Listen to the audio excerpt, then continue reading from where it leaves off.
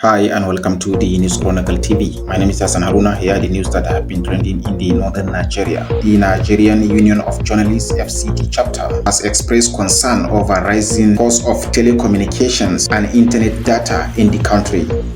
A bus transporting 12 personnel from 34 police mobile force and 5 personnel from the 36 PMF was involved in an accident on Maiduguri Road near NNPC filling stations, Damaturu. 68 Chibok girls currently studying at the American University received laptop computers donated by British journalist and humanitarian Isha Sese on Tuesday. The Jigawa State Government has introduced a policy requiring female security operatives in the state to wear hijab while on duty. Now, insecurity bandit leader identified as Namadi Kachala has been killed by unidentified gunmen in Zamfara State. This update is brought to you by the News Chronicle. You can share your view in the comment sections. Like, comment, and share. Over 9 persons have been confirmed dead following an attack by armed herdsmen in Oktopo local government area of Benue State.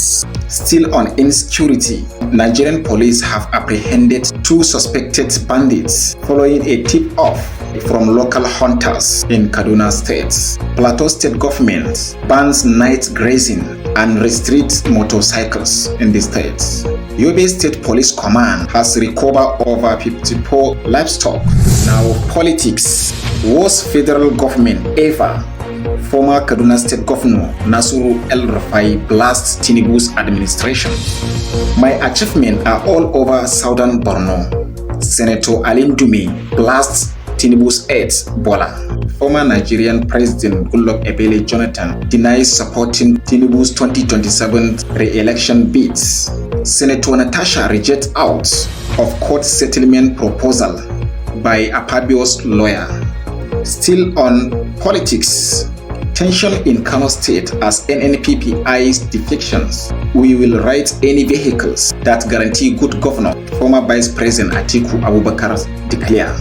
Now from the international scene, former US President Biden blasts Trump's domestic policy in first post-presidency address. UN warns new Israel aid control could jeopardize Gaza assistance. Sudan paramilitary declare rival government 2 years into civil war.